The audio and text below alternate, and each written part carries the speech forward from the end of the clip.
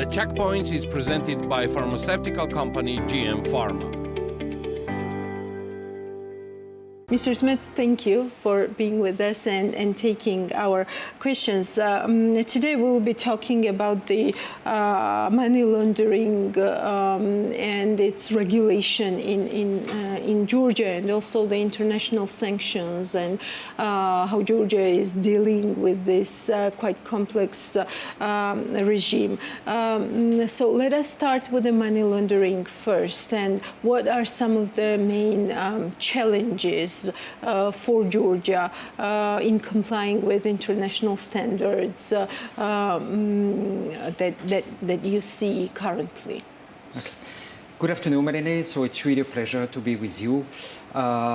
Basically, I'm a director of a company which is Argos Advisory. We are present in Europe mainly, but it is for, I would say now, 3 to 4 years that we have presence in Georgia and in the region. So I will explain, what I see from my perspective, like, working in the region with regulator and working with the main banks in the region. If we have to speak more specifically about Georgia, and what would be, if we have to compare the current regulation and the current framework that we have in Georgia to control money laundering, compare with international standards, and I will make mainly reference to the EU regulation. If we think about the perspective of having to fully align the Georgian regulation with the European regulation, the main challenges that we see overall is, well, the first point I would say is that Georgia is performing pretty well. If we have to compare it, there is a number of assessments which is done on a regular basis, the Moneyval assessment, and Georgia is performing quite well on this. But I think there are certain elements which will become more and more a challenge in the future. And the point that I think it's really important to mention would be cash, management of cash. So in Georgia, there is still a very much economy which is based on cash. Which is quite surprising and completely different with what you will find in Europe.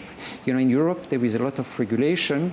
It depends from country to country, but every country has regulation to limit the amount of cash.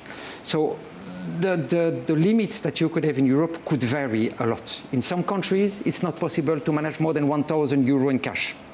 While in other countries, it would be possible to have much higher amount. When I say much higher amount, it's about 20,000, 25,000, only for some specific type of transaction. In Georgia, this is the biggest weakness that we are facing. This is the biggest weakness, and I think we will speak a little bit later on this, but it's very easy for a bank to control everything that is transaction. So there is a payment which is coming from a third party, you receive it. By all the information that you have in the payment system, you have already a lot of information because you know who is sending the money to whom and for which purpose, on which frequency, because you have everything on the account statement.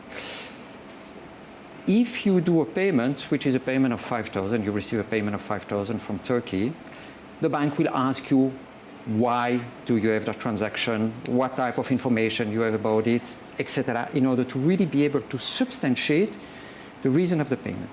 If you go to a branch in Georgia, in almost in any bank in Georgia, I'm coming with 75,000 US dollars, 75,000 euros, they're not asking question. So it's just making it so easy for a person who does not want to provide information just to shift the economy, not to do electronic payment, but just to manage cash. And that's the biggest horse, because the bank and the government and whoever is needing to have it is completely blind about this. So cash, it's certainly the biggest difference that you would be facing. Then we can speak about crypto. Cryptocurrency, you just walk on the Rustaveli and you will see a lot of shops that are proposing services. They are proposing services usually via individuals who are just making it on their own. By the way, this is cryptocurrency, certainly, the biggest way or the main way that is used in order to transfer funds between Russia and Georgia or the countries. Once again, people are blind and missing ways to be able to control this. Yes, but crypto, is it Georgia's specific problem at this point? In Europe, for instance, there have been a very important piece of regulation, which is called the MiCA regulation, which is looking after anti-money laundering, which is looking after conduct practice, so the overall process. That is what Georgia is missing right now? Georgia has been ruling it, and they have enacted some regulation which is focused on money laundering. So the money laundering element of cryptocurrency is in the Georgian regulation. And if you want to provide services, you want to be a virtual asset service provider, so someone who is providing service to crypto, then you can apply for license, you can ask for license to the National Bank of Georgia, you have to submit a file and they will review it. Yes, then why do you see it as a challenge? Because the NBG has a very strong process to review it, and they will approve a number of it. And the people that are approved, I think those people, obviously they will have further investigation by the NBG, but it means that they have a robust framework. The point is all of the people that are not asking any license, who are individuals, who are buying and selling crypto, and are using their bank account in order to transfer or deposit cash amount which is coming from selling. But they are doing this separately of the activity on the bank account. This is very difficult to track. And those people are not regulated. That's the issue, because there, the point is that it's the financial institution who are providing services to those people who should be in a position to detect that their activity is related with crypto. Is it an issue of transparency then? It's an issue on the way the financial institution would be tracking the activity. You have a person for which you don't know what is the profession, or you know that he's an entrepreneur, but you don't have detail. You don't do on-site visit, but you see that there is a lot of cash. We go back to cash because usually this will be cash movement at UA, cash deposit, cash withdrawal, and you don't know what his activity is related to, because in your system you have the information that he is either just a businessman or that he is a student or an employee in something, and what you see on the transactional activity is not matching the KYC. That's an issue. Because the other point that I want to mention is on the weaknesses of the financial institution in Georgia. Today, from a compliance perspective, where the European banks are spending their money is looking at the quality of the data. They are spending millions on this. In Georgia, there is almost no focus on this, because the regulator, the approach of the regulator is to be able to fine a bank or financial institution if they see a breach. A breach is, for instance, you do not have the identity card of the person, or you do not know exactly what is the professional activity of the person. Now, if I'm a Georgian bank and I have an inspection from the regulator, and they ask me, could you please provide me the information related with this specific file? I look in what I have in my information. If I'm missing the ID card, I will contact the client. I will say, please send me right now the ID card, and please provide me the KYC information so that I can present a file to the regulator, which is fine. So when I have the inspection, I'm in a position to provide information to the regulator, so there is no breach. Even if before that, my file, my database was missing the information. In Europe, what you will do, you take the full database. You take the full database and you look at all the missing information. You look at the recurrence that you would have in some information in order to be able to assess the quality. And then you can evidence where you would have issues in terms of control process. So there is no need to have a breach. But if I cannot prove that I have the proper quality in my database, I will be fined. And I will be fined seriously. So the approach is completely different. There is no need to breach something. But if I'm not able to demonstrate as a European bank that I have the proper control process in place all the time, then I will be fined. So the approach is different.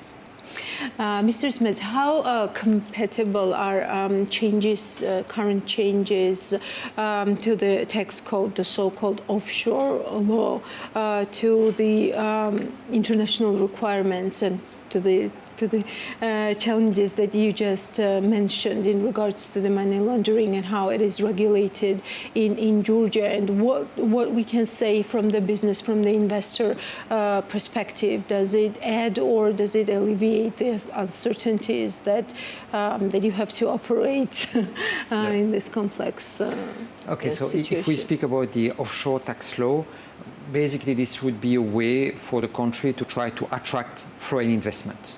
That's the concept behind.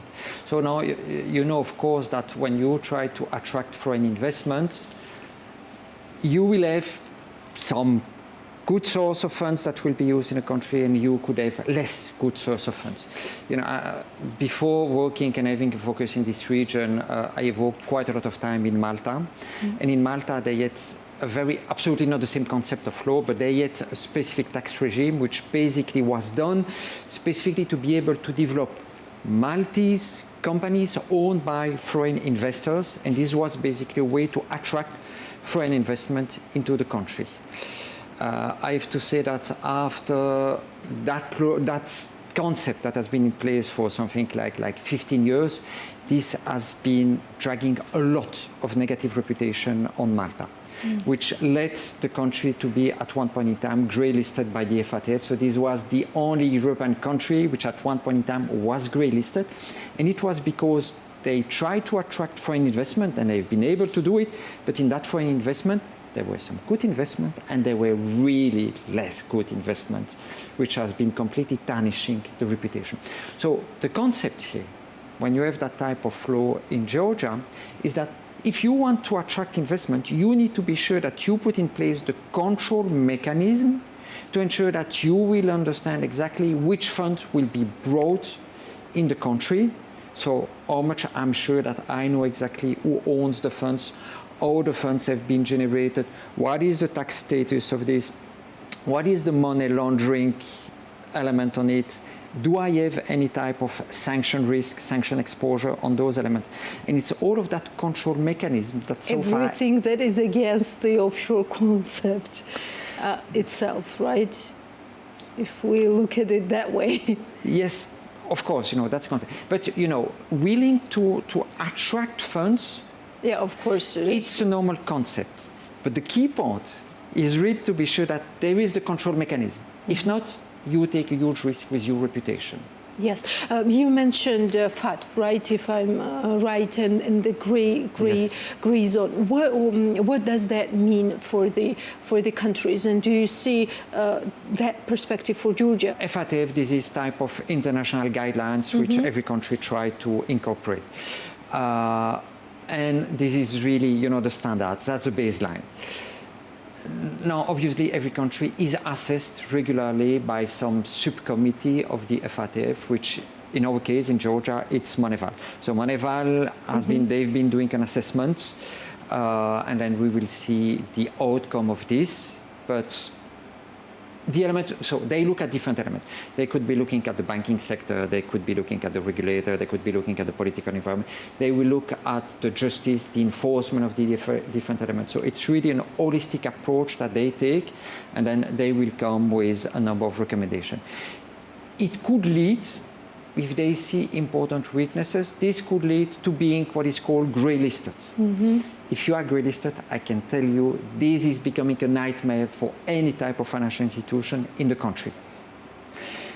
Because the main risk there is that you would be losing your correspondent banking relationship. So you will not be able to process, to clear USD transaction or Euro transaction. Let's take some examples in the region. Pakistan has been grey listed several times regularly. In Pakistan, it's a nightmare to be able to clear US dollar or euro because no one's or limited number of banks wants to provide services. And if they provide services, they will say, I will only provide to those companies for that type of services, which is then pushing a lot of companies to go to the shadow market, of course, which is even worse. Yes. I hope it doesn't go there. You mentioned, okay, this is about the offshore law, but you also said that if it might be looking at the regulator as well. On the NBG side, on the regulator side, we have this new law that is regarding the international sanctions regime, which has a different kind of regime for Georgian citizens. This has been vastly criticized by IMF, for example. What role does this play in creating and adding on the uncertainty that we have been talking about? Let me first answer in a slightly different manner. Let's take it from the side of the banks. In Georgia, the understanding of the risk on sanction is quite high. So from that perspective, the Georgian bank, because that's a quite mature market, they know perfectly that this is an absolute requirement for them.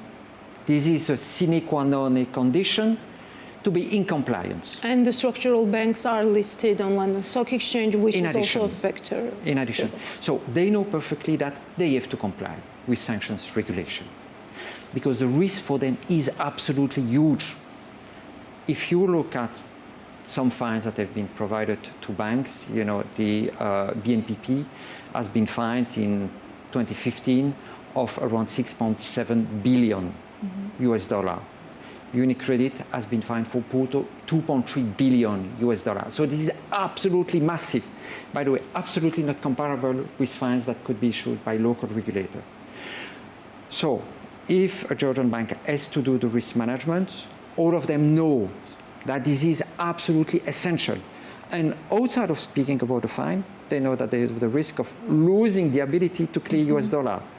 If a Georgian bank is not able, or speaking about the big ones, not able to process US dollar, better to close the door. So from that perspective, Georgian banks understand perfectly what is the environment that they are living in. The point on those changes in the local regulation, I would see it slightly differently. When a correspondent bank is making an assessment, let's imagine that JP Morgan, Citigroup, they provide services to Georgian banks. What they do is that, similarly as you do for any client, they reassess periodically the relationship. So they look at how strong the bank is, what about the financials, and what about compliance element. Compliance is key in that assessment. When they do a compliance assessment, they look at the bank itself, but not only. The first element that they look is the reputation of the country. And in the reputation of the country, they will look at the regulation, they will look at the regulator, they will look at the political stability. So they will take all of the environments. So what I see here as the main risk, which is really important to be able to manage, is the perception of the stability of the country and to ensure that we provide trust outside. Because they would start, when they are making the assessment, they would first think about, okay, what is about Georgia? Do I have important adverse media in Georgia? Do I have seen some important circumvention case? What is the strength of the regulator and the government? And the same border with Russia, it is already a serious impediment. I mean, the serious basis for the doubt that there might be some exactly. Some so this relation. is all of those elements for which I think it is very important, because they think first about the reputation of the country. And that's where we have a risk. So you could have the Georgian banks that are extremely strong, but if the environment is not providing that level of trust to the third countries, then it could be a risk for being able to still provide USD clearing services, Euro clearing services, etc. Yes, you are also chair of the ICC's whole department on money laundering, right? What are some of the frequently asked questions about these issues regarding money laundering rules and regulations in Georgia, and also international sanctions regime, and whether Georgia is part of the regime? Yeah. So at this stage, all of the focus and all of the question from the banking sector is about sanctions. That's where, you know, all the questions are going to. You know, we have to understand that before 2022, Georgia was like a banking paradise, in the sense that for Georgian bank, it was extremely easy to be able to control. Regulation was much easier, and then just by putting some basic controls, it was possible to mitigate properly the risk, meaning that it was possible to control your environment. Now, because of the whole new set of regulations against Russia, which is basically is looking after the Russian industry in itself, the environment completely changed in Georgia. And we are not living anymore in an environment where it's really easy to control the risk. So if the banks understand that this is key, the issue is not about the understanding, but it's about how I'm able to control this.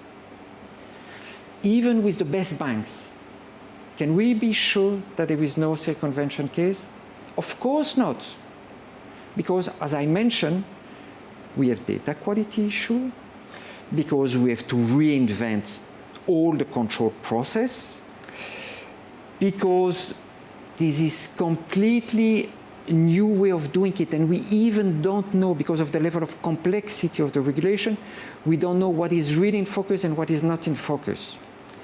Without being technical, there has been a number of US regulation issued, which is saying that basically, if you support... So drawing more scrutiny into this process might also be a risk, right? Like making the environment work against you in this, case. There is just no other way to do. Because we need to be able to demonstrate to the other parties that we fully control what is happening on our side. You know, you could have, and this is happening, correspondent banks that are telling you, I do not want to process any transaction for that type of sector of activity.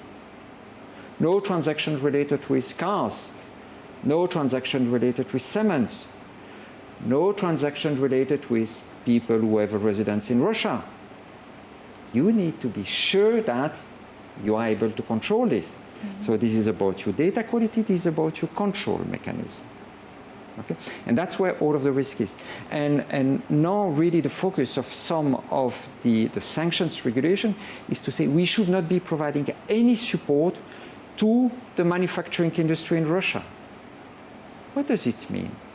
If you have a Georgian company who is buying bricks in Russia, that's manufacturing business. You are a bank who is having an account for Georgian client buying bricks in Russia, you could be fined. You could be liable. You could be going even onto the sanction list. So the level of complexity and uncertainty about what is really targeted by sanction is absolutely unprecedented. There has been no comparison with this. Maybe, you know, a little bit similar to the regulation on Iran that was happening in 2008, which has generated a lot of fines against European banks. So this is why now we are really living in a very complex environment, and no one can tell you that there is no circumvention or there is no risk of having a Georgian bank or a Georgian company being fined or having serious problem for sanction circumvention. Thank you for explaining this complex situation in detail, Mr. Smets. And probably my last question to you would be, what does business need today to have that certainty to do business and to comply with sanctions and not to be fined and not to have this reputational stain on them? Oh, that's a very difficult question. You have to rethink about everything, all elements, because the environment completely changed. So you have to think about process that you put in place, about the tools that you have in place, about the people that are involved. But you have to think about your culture in the company. The control mechanism is a question of the whole banks that has to think about it. While before it was delegated to some small departments. Mm-hmm. It's not possible. It's the culture who has to change. So that's extremely difficult. You have to look after all the different elements. So it's massive investments, and the banks have to really to run every single day in order to be able, to keep up with the change in the environments. But do you think this regulation will stay and will stay at that level? Because the sanction regimes, probably it's a long period of time, but is it like forever? Because how does this culture that needs to change adjust to I don't know, maybe a better world? Yeah, the answer is that in the coming years. Yeah, no one knows how much time. If you want my bet, it's 4 years. We have this problem 4 years. Okay, so I think that anyone that is interested by the sanctions problem, they are doing, I think, a very good investment for their professional career, because I'm sure, my opinion, that this problem will stay for a very long time. And even if tomorrow there is a solution of the war between Ukraine and Russia, the concept of sanctions is a concept that has been only growing. So tomorrow it could be used for China, it could be used for Afghanistan, it could be used for India. This is a tool which is used more and more by all the US authorities, EU authorities. So I'm absolutely sure that even if there is a resolution of the war in Russia, the problem of sanction is a problem that is only growing. Apologies for this. Thank you so much. Thank you. You are welcome, Elene. The Checkpoints is presented by pharmaceutical company GM Pharma.